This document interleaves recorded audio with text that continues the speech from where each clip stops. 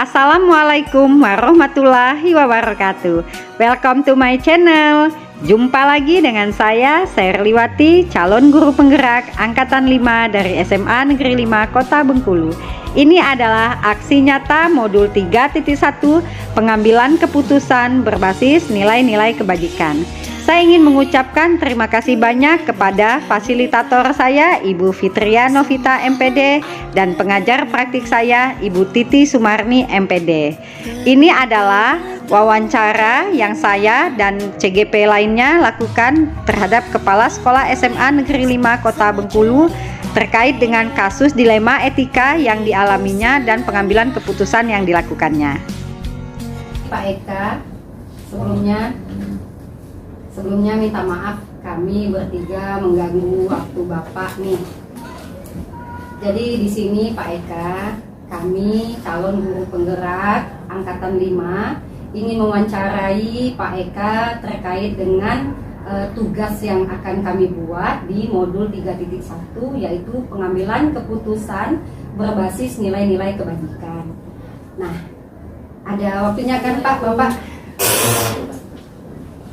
Setuju. Jadi di sini Pak, terkait wawancara yang ingin kami lakukan, ada beberapa panduan yang akan kami tanyakan kepada Bapak ya Pak ya. Oke Pak, yang pertama, selama ini berdasarkan pengalaman Bapak, bagaimana Bapak dapat mengidentifikasi kasus-kasus yang merupakan dilema etika atau bujukan moral? Terima kasih. Saya dikasih kesempatan untuk menjawab pertanyaan dari tiga orang calon guru penggerak. Ini kesempatan yang sangat luar biasa, kesempatan yang langka yang bisa dilakukan oleh beberapa orang guru. Kebetulan ya sama lima tahun ini ada 3 orang guru penggerak angkatan ke-5. Jadi dari kayak Bu Sari tadi, bujukan moral ya. Ya, sama dilema etika Pak. Yang pertama dari bujukan moral. Jadi katakan bujukan moral ini bisa saja ditemui saat saya jadi kepala sekolah seperti sekarang ini. Kenapa? Dari beberapa penyedia buku itu biasanya berlomba-lomba ingin mendapatkan proyek atau gitu, istilahnya proyek atau iya, mengharapkan bukunya dibeli dari sekolah. Nah, jadi dari macam-macam penerbit ini banyak macam-macamnya. Salah satunya mungkin bisa dengan fee dari buku. Misalnya saya beli buku 100, fee-nya ada 20% atau 10%. Kemudian ada lagi mungkin selain dari fee, mungkin bisa lagi mungkin dikasihnya saya mungkin beberapa bonus, misalnya sepatu, misalnya, atau baju misalnya. Kemudian ketiga bisa aja mungkin bujukan moralnya bisa aja mungkin ya jalan-jalan, mungkin kepala sekolah dikondisikan. Kebetulan sekarang kan saya sedang KKS nih. Nah ini ada bujukan untuk aja jalan-jalan ke 3 negara. Mungkin dari buku itu satu. Kemudian berikutnya kalau masalah etika, di pengalaman saya di SMA 1 Benteng sebelum saya di SMA 5, saya di SMA 1 Benteng 3 tahun. Ini kebetulan ada kasus mungkin yang menimbulkan Indonesia. Mungkin saya rasa bukan Indonesia, mungkin hampir seluruh dunia masalah etika itu penistaan agama di SMA 1 Benteng. Sebenarnya anak itu berbuat di rumah, dia tidak menggunakan pakaian sekolah, malah pakai daster, tapi kata-katanya itu yang membuat maaf ya orang Islam tersebut. Sebenarnya kasus ini sangat berat yang saya alami, sampai 2 minggu saya sempat viral. Ya, saya juga sempat ngetop, ya, saya dikejar-kejar oleh media, ya, kemudian sempat saya diwawancari oleh dari Menkumham, ya, termasuk juga perlindungan anak, masuk juga dari Polres, ya, Polres Benteng dan Polres Kota. Anak itu sekolahnya di Benteng, tapi suatu tinggalnya di kota. Nah, saya sempat wawancara. Kemudian kebetulan pada saat itu langsunglah ditanggapi bagaimana penyelesaiannya. Karena setiap anak itu wajib mendapatkan pendidikan. Ya, sekolah tidak pernah mengeluarkan. Ya, kami mengendalikan kepada orang tuanya untuk membina kembali. Kenapa seperti itu? Karena anak itu dalam masa pendidikan. Kalau seandainya orang tuanya tidak mau sekolah di situ, SMA 1 saat itu nggak apa-apa. Tapi kebetulan orang tuanya bijaksana, dia menarik diri, anaknya pindahlah ke salah satu SMA yang ada di provinsi Sumatera Utara. Artinya dia pindah keluar dari provinsi Bengkulu ini, Iya, Pak ya? dia keluar dari Bengkulu dengan kehendak sendiri. Dan kebetulan dia orang Sumatera Utara. Tidak ada unsur paksaan, tidak ada tekanan, malah orang tuanya berterima kasih loh pada sekolah. Dan juga kebetulan waktu itu saya dengan Pak Kadis, ya Pak Kadis telepon saya kunjungan ke rumah anak itu, Pak Kadis mendengar langsung pernyataan dari orang tua, kedua orang tuanya, dia juga minta maaf, ya kami di sekolah tidak pernah menekan, tidak pernah mengintervensi, kamu harus gini, tidak ada. Ya kebetulan kawan-kawan di sana juga mengerti, karena ya namanya anak-anak muda sekarang, ya jadi dalam penggunaan handphone itu sangat hati sekali. Nah, sekarang Pak, dari kasus dilema etika dan rujukan moral yang sudah Bapak ceritakan tadi, Pak, bagaimana cara Bapak untuk pengambilan keputusan di sekolah Bapak ketika itu, Pak?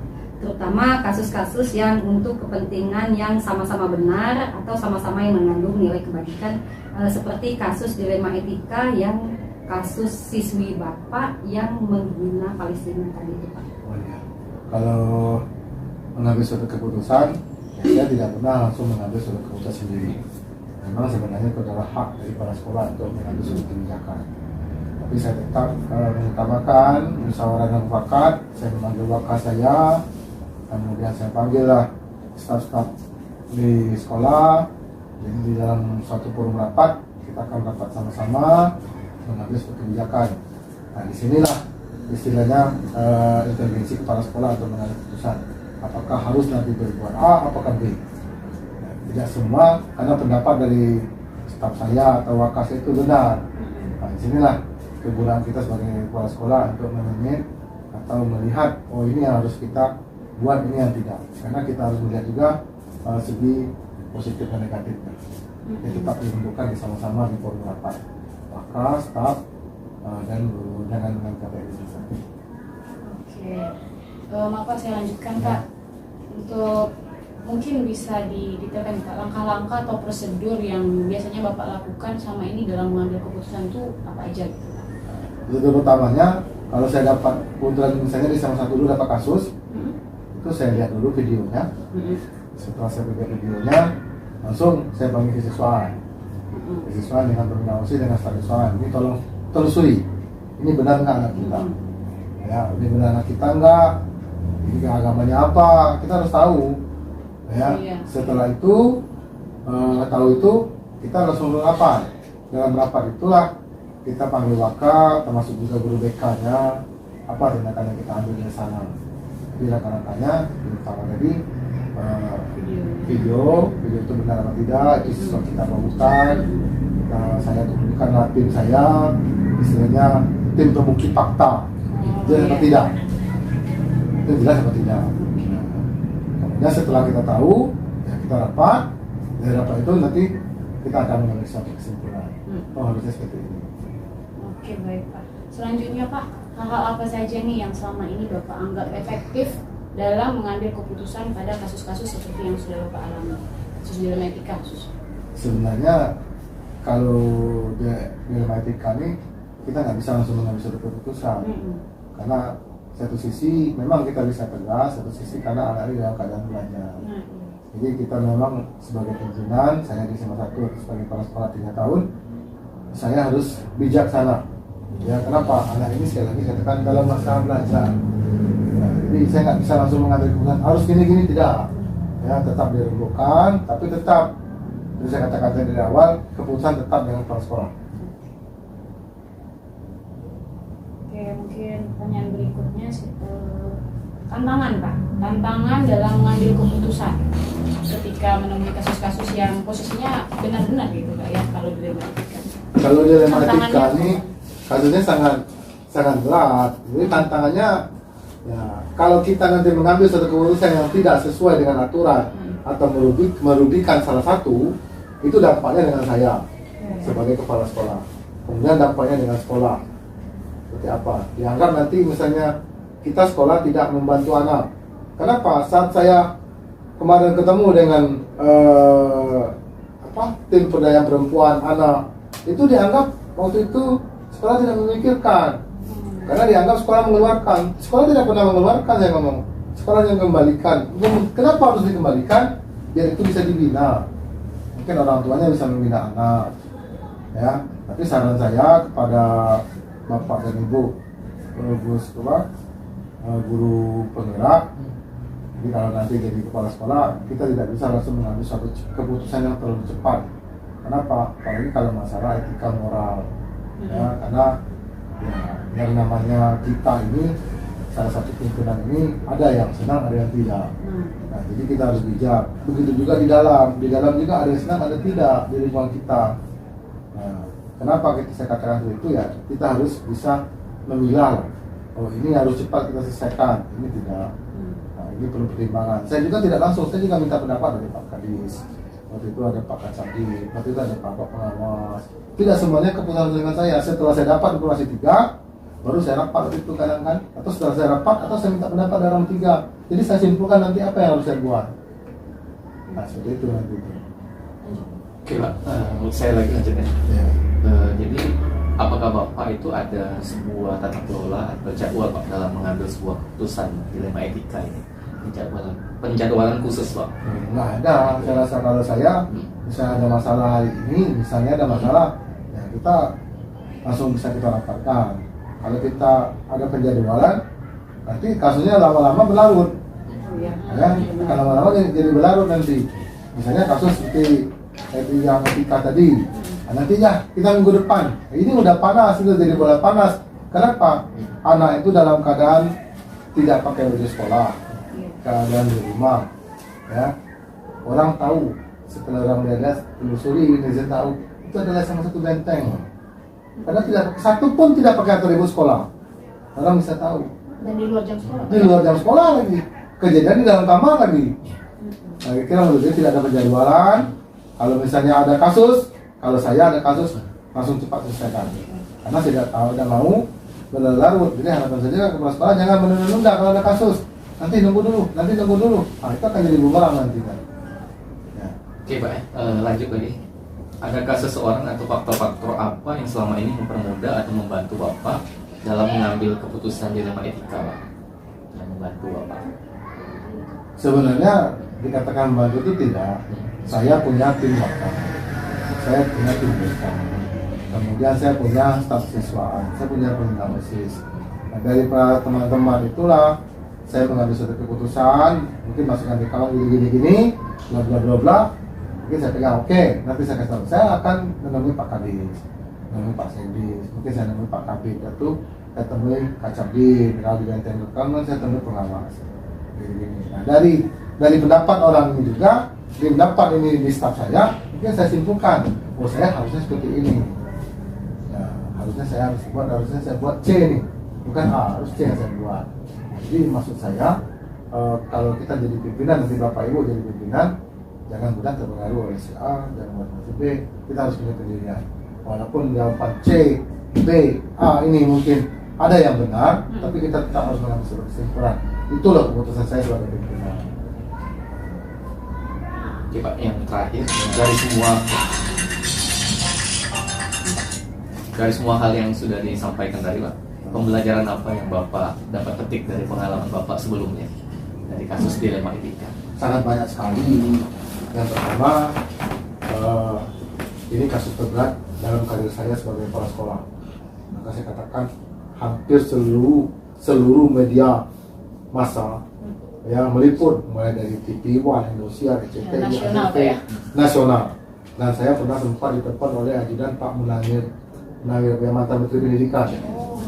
Ya, Muhajir, stafnya atau khususnya sampai telepon saya menanyakan seperti bla bla bla seperti ini. Kemudian dalam kasus ini menurut saya membuat saya lebih dewasa, ya, Kenapa saya katakan, ya, saat saya kepala sekolah di SMA 1 ini berbeda dengan SMA 5 sekarang. Karena kalau saya di SMA 1 itu, ya, dia antara perbatasan kota dengan dusun. Dikatakan dusun dia kota, dikatakan kota dia dusun. Ya, kalau sini enak, ya, kota. Kemudian mayoritas murid-muridnya itu berbeda.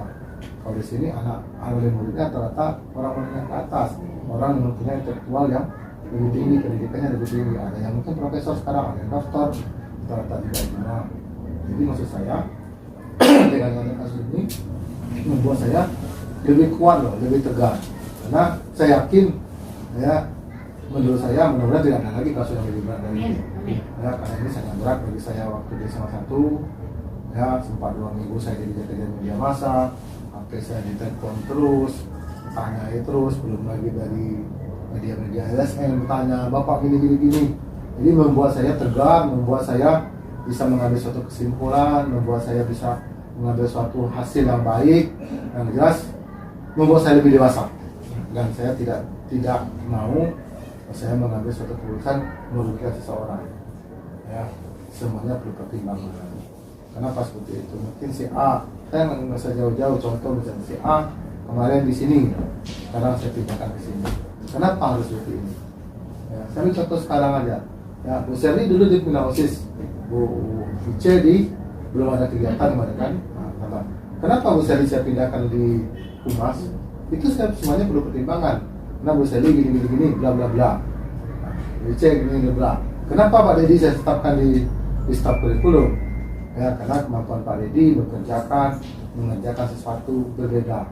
Jadi kalau Bapak Ibu nanti jadi kepala sekolah, Bapak Ibu bisa melihat dari bentuk Bapak gurunya, atau dari stafnya, atau dari anak buahnya.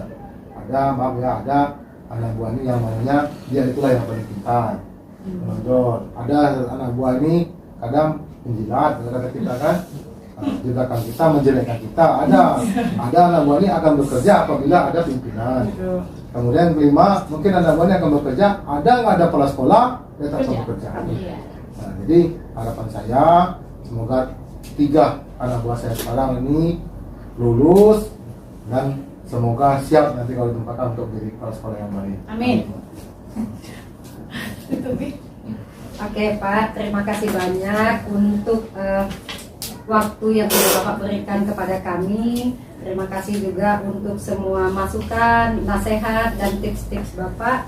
Semoga Bapak bisa menjadi pimpinan yang teladan di sekolah ini. Dan semoga juga untuk setiap pengalaman kasus yang telah Bapak alami itu seperti yang Bapak bilang tadi ya Pak ya, menjadikan Bapak dewasa, kuat, dan tegar. Jadi terima kasih banyak Pak untuk waktu yang sudah Bapak berikan. Kami bertiga undur diri ya, Bu Ice, Pak Dedi.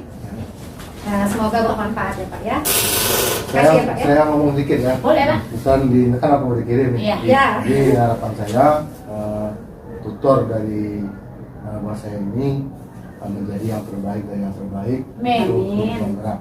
Kenapa? Kalau saya lihat Bapak Ibu bertiga ini sudah bekerja totalitas, di sekolah juga bekerja dengan baik, walaupun mungkin letih, capek, nggak apa-apa, ini pengalaman yang berharga. Dan saya juga berterima kasih dikasih kesempatan untuk menjadi narasumber ataupun wawancara ataupun alat peraga, ya kan? Dan Bapak Ibu bertiga ini, ya kan? Nah, ini kegiatan yang langka atau sesuatu yang langka bagi saya.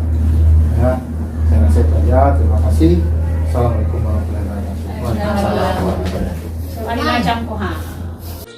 Itulah tadi wawancara yang kami lakukan dengan Bapak Eka Saputra MPD, Kepala SMA Negeri 5 Kota Bengkulu. Sekarang saya akan merefleksikan hasil wawancara pengambilan keputusan Bapak Eka tersebut. Menurut saya, pengambilan keputusan dilema etika yang dialami oleh Bapak Eka Saputra ini beberapa tahun lalu itu sudah sangat berpihak pada murid, mengandung nilai-nilai kebajikan, dan keputusan yang diambil oleh Bapak Eka dapat dipertanggungjawabkan. Bapak Eka selalu menyelesaikan masalah dengan cepat dan pada saat itu juga, tentunya dengan tetap meminta masukan dan pertimbangan kepada pihak yang terkait seperti Kepala Dinas, Komnas Perlindungan Anak, Kemenkumham, wakil-wakil kepala sekolah yang ada di SMA Negeri 1 Benteng pada saat itu, orang tua, serta bahkan kepada pihak kepolisian. Dalam pengambilan keputusan yang dilakukannya ini, tentu banyak tantangan yang dihadapinya. Tetapi di sini, Pak Eka berkata bahwa Memang kasus yang dialaminya ini merupakan kasus terberat sepanjang hidupnya. Tetapi hal ini justru menjadikannya lebih dewasa dan lebih bijak di dalam penyelesaian masalah dan pengambilan keputusan yang dibuatnya selama ini. Dari wawancara dengan Bapak Eka Saputra MPD, banyak hal yang saya pelajari dan pengalaman baru juga buat saya ketika nanti saya harus dihadapkan dengan kasus dilema etika serta pengambilan keputusan yang harus saya lakukan. Dalam pengambilan keputusan yang kita lakukan, memang tidak semua orang akan merasa terpuaskan dengan keputusan yang sudah kita buat. Tetapi pengambilan keputusan yang kita buat ini haruslah keputusan yang mementingkan kepentingan orang banyak, mengandung nilai-nilai kebajikan, serta dapat dipertanggungjawabkan ketika pengujian benar dan salah. Oke, demikianlah hasil refleksi saya. Semoga bermanfaat. Assalamualaikum warahmatullahi wabarakatuh.